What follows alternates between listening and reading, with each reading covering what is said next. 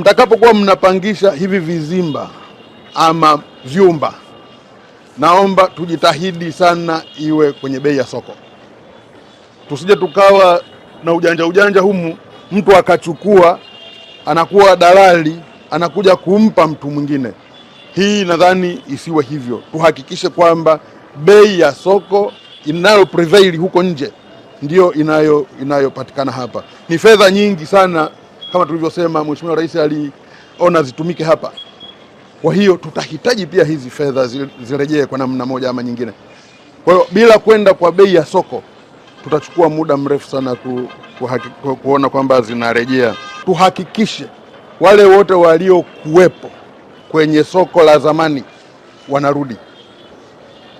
Hilo ni la kwanza. Wale wote waliokuwepo kwenye soko la zamani warudi ili kuepuka malalamiko, na zoezi hilo tuhakikishe kwamba linafanyika kwa uwazi.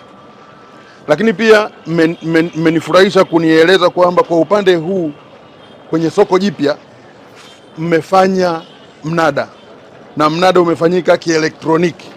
Kwa hiyo kila mtu alibid na waliopata wamepata kutokana na information walizoweka mule.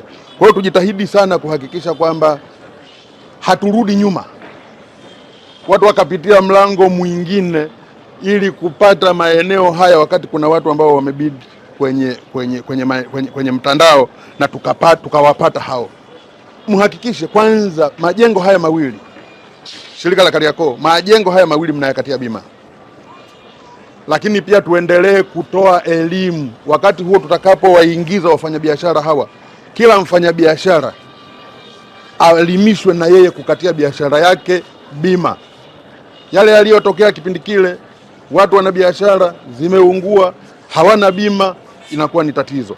Sasa kwa sababu tunakuja upya, tuhakikishe kabisa kwamba bima ya majengo yenyewe, lakini bima ya biashara moja imewekwa sawa. Tumeweka miundombinu mbalimbali kwa ajili moja ya kudhibiti hizi bomba zote unazoziona hizi, Mheshimiwa Waziri, ni miundombinu kwa ajili ya kusuppress moto. Kwa hiyo ikitokea moto, hatutaki ule moto uende usambae. Ndio maana unaona kutakuwepo na sehemu ambayo itakapo sense kutapasuka na maji au gesi kutoka katika eneo lile, ili kusuppress eneo lile lililoko karibu pale.